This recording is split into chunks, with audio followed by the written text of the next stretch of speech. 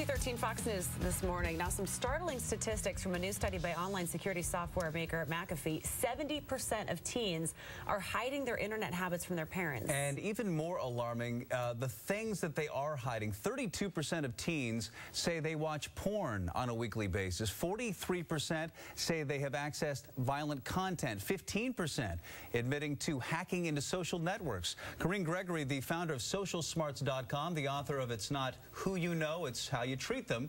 And she joins us now to talk about just how serious this is and what parents can do to protect their kids. Good morning to you. Good morning, both of you. Nice to be back again. This is very scary because, you know, when we were all growing up, we didn't have this. I'm sure that there were other things that we hid from our parents, but we're talking about going to extreme lengths to, you know, changing the browser history, turning the computer off when the parents walk in the room. We've heard of kids even using a computer that they think their parents aren't checking. How prevalent is this and what can parents be doing? Well, I think since the dawn of mankind, our kids have always been trying to outsmart us. The good thing is we've been kids before, they haven't been parents.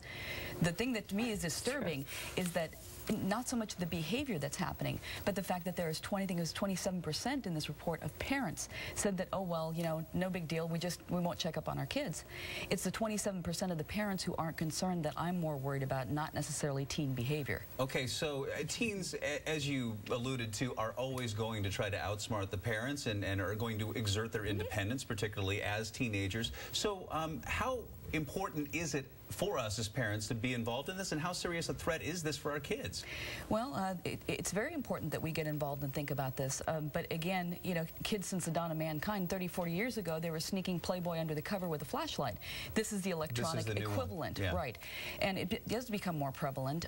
Parents need to be aware. They need to take a look at what's going on.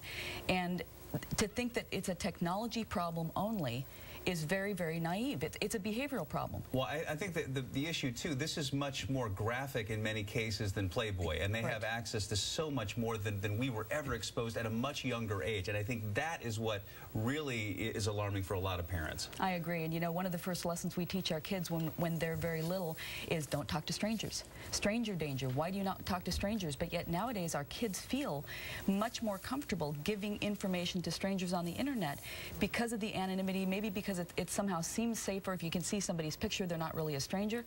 But, you know, what teen would walk up to somebody completely unknown and say, here's my name and address? But this is exactly what they're doing online, and they don't realize it. So how do you start the conversation to begin with? Obviously, this isn't something that you want to wait to address until they're in junior high and all their friends are on Facebook.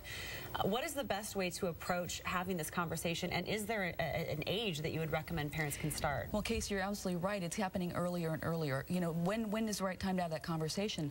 Our children are learning about technology in school. They're learning as kindergartners, as first graders, as second graders. They're getting on the computer. They're learning to use it, you know, obviously, because we have our kids that are programming our VCRs and DVD players. They know more than we do. Yeah, they're not just playing Oregon Trail like we all did. No, so really the thing we have to think about is as soon as, maybe even when you're doing the stranger danger lesson, get into the conversation about here's the stuff you don't want to post, here's why you don't want to communicate with people you don't know. And we talked last time about the permanence of content. The content that you put out there may come back to haunt you 5, 10, 15 years from now. You don't know.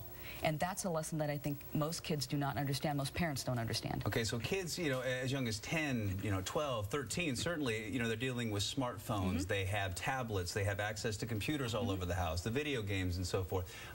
You know, I mean, it's everywhere now, and it's very tough to keep an eye on everything that your kid is doing. So what would you suggest for parents?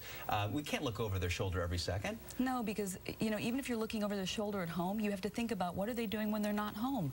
One of the things we have as a responsibility as a parent is to teach our kids what we want them to learn and then allow them the freedom to learn and sometimes make mistakes. Learn those lessons. Use those lessons, and you hope that they're using those same lessons that you've taught them at home when they're away from home. But the idea is, again, you know, you can control them all you want when you're at home, but they're going to be out on their own. They're going to be at friends' houses. They're going to be at the library. They've got their smartphones. You hope that the behavioral lessons that you've taught them early on are going to stick.